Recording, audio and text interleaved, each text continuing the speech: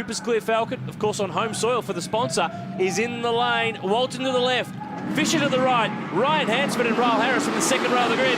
Let's get running in race 3. Now the thing is about this chicane, pole position is on the outside. They've got to fix this. Well, exactly. Oh, but Walton goes right around the outside. Well, you could do that. Uses plenty of curb, but you're right. We have seen that in a number of categories.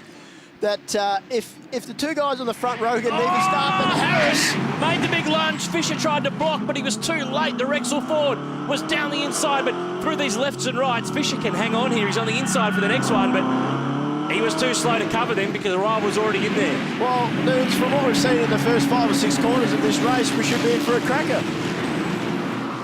On board with Kim Jane, looking back at Josh Burton, the young Tasmanian who is driving a car from the Cedars Racing Team workshop. He's come from Formula 3 where you have to finesse the cars. You've got aerodynamic grip, you've got slick tyres. You've got none of that here, son. Just race a Ute. Well, a Formula 3 car probably weighs about 500 kilos. These V8 Utes, 1,800. So that's a big step up for Josh, but he's doing a pretty good job so far. How big's the lunge at turn 9? And he's got it done. Or has he? Walton's going to hang tough. Up over the curb, but still manages to keep his nose in front. This is good stuff. This is a great camera angle. I love this on the roof of the Jesus Falcon. And problems here back in the pack for the I-Seat Falcon. Yeah, Grant Bromley behind the wheel this weekend of that car, and it's copped a little bit of a fix-up. There's Jeremy Gray in the SS Inductions car. And we saw Jeremy obviously caught up in that Turn 1 incident in race 2, but Fisher now changed for the lead. But not getting away. And just have a look at Ryle Harris there, sitting in third. It's been a nice, consistent weekend from Ryle so far. Probably doesn't have the outright speed of the new FG, but his old BF Falcon is still doing a good job. On board, Craig Donis in the Thirsty Camel Commodore. This is the Pacemaker Eden car, and this is a loaned car. This is Grant Johnson's car because Craig had a massive testing crash at Calder with brake failure. He went head-on into a fence, completely stuffed the front of that car, and they've put together this package just to get him here for his home race. That's right, and there was a bit of a question mark on whether Craig himself would be fit to drive after that heavy impact that he suffered in testing at Calder. But I tell you what, Nunes, having brake failure and then coming to in a testing accident and coming to a street circuit, geez, you'd have to have your wits about you. Chris Bither here trying to sneak his way through past the Wanda Pates Commodore of Travis Sharp from Western Australia. They're not afraid to use that curve. Oh, Auto 1 replay. There's Troy Donis getting into the back of Jared McLeod, who he's 3 from 3. He's had contact or a spin in all of them so far. So that's a bit like welcome to Ute racing, isn't it? Bromley got inside Noel Edge. The boys have saved up the action for the third final race. And this was the Auto 1 replay. Remember how I said that pole's on the outside and you can't hang on? Well, Walton proved me wrong, but he had to go the long way to do it. Well, we both thought that Fisher had the line, but yeah, the Auto 1 replay clearly shows that Walton's not afraid to use those curbs. Here he has a monster run on Fisher now. And he's going the long way out there. No way in hell he'll do that. But what he'll do is he'll open the door for Harris. And Walton, even though it's just his 3rd round in the Utes, he looks like he's been doing it for 3 centuries. He certainly doesn't mind keeping his boot into it, that's for sure. It's great to watch. And it seems to be fast as well. They've dropped off Ryan Hansford in 4th spot. But it is Andrew Fisher who leads the way. The boys aren't afraid to throw it around. We'll be back on the streets of Adelaide in just a sec.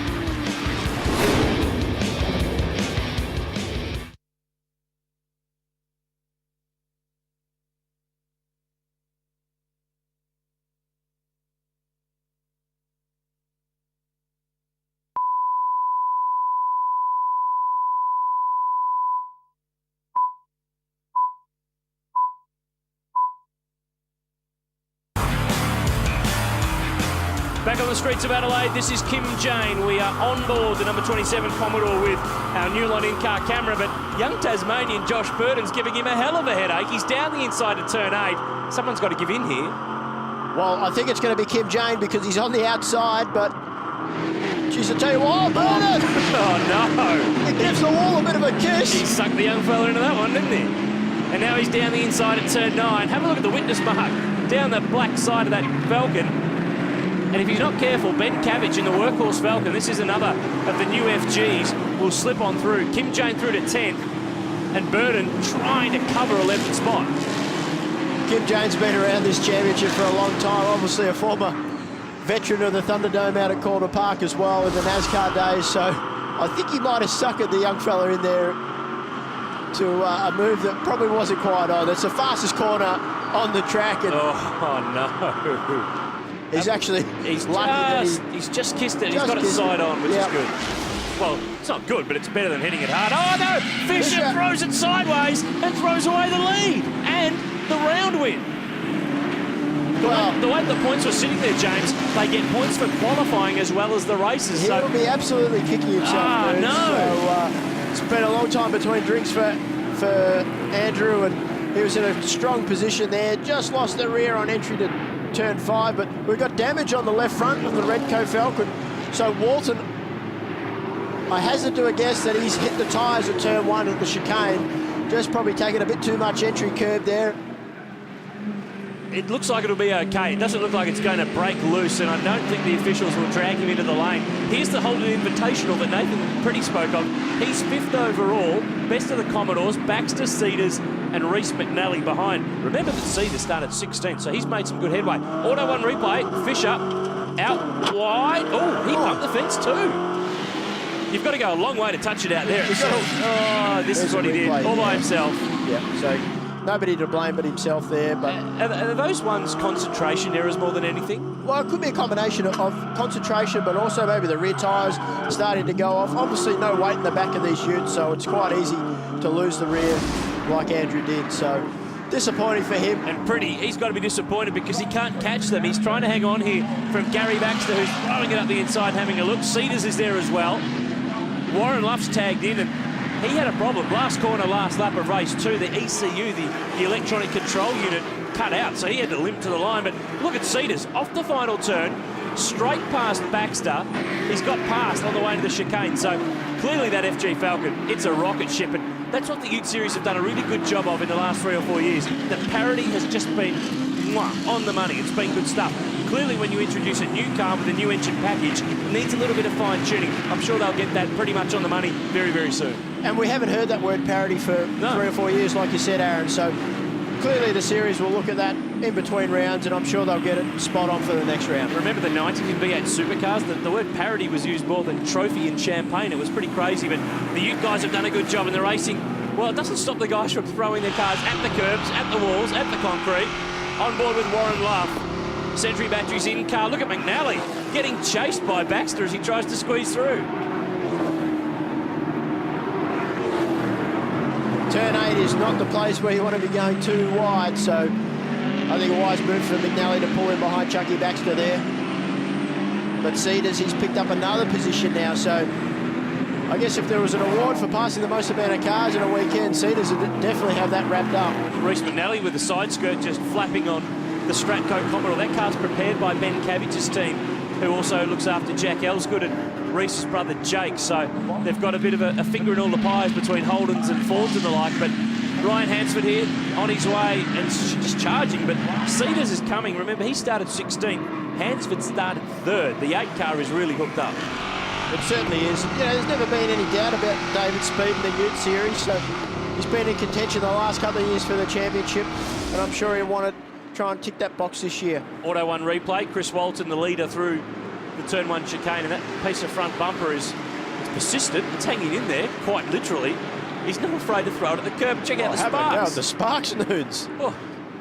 Well, these Ute boys, you know, they never fail to put on entertainment, and that's certainly what we've had this weekend. Fonzie Mullen here in the Ramjack Commodore, coming back to racing after some time away, and Troy Dontis on debut unloads himself in the Stella Holmes Falcon. He gets it pointed in the right direction. Warren Luff here, turn 8.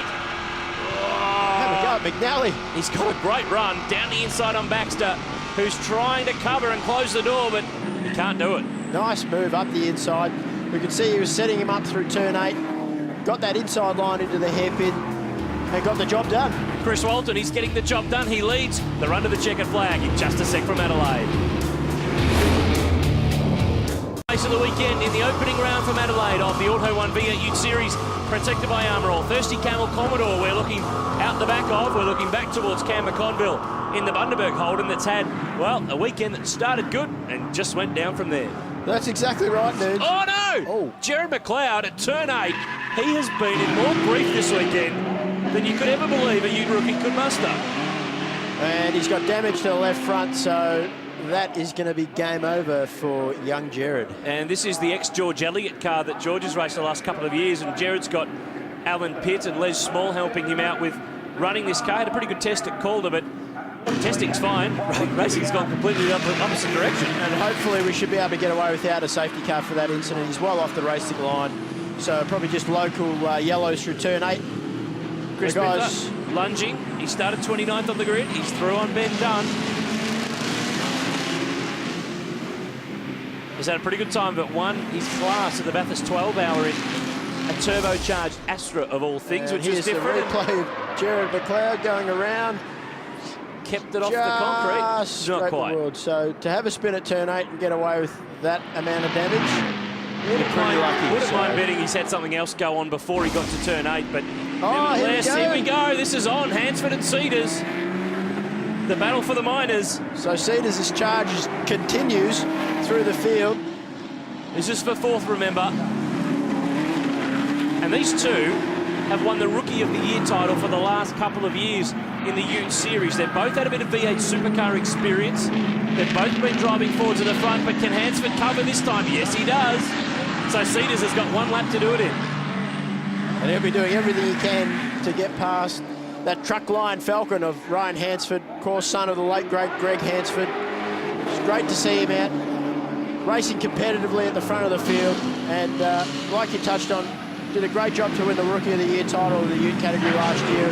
He'll be looking for a big year this year. Well, Chris Walton at this rate, he's got to be the new favourite for the Rookie of the Year award. He only did 2 rounds last year, so he will still qualify for the criteria. The Ute Series guys, they're introducing a Teams Championship too this year. We'll bring you more details on that throughout the course of the year. And what they've also done is they've made the weighting of the championship points reward the guys who finish in the top 3.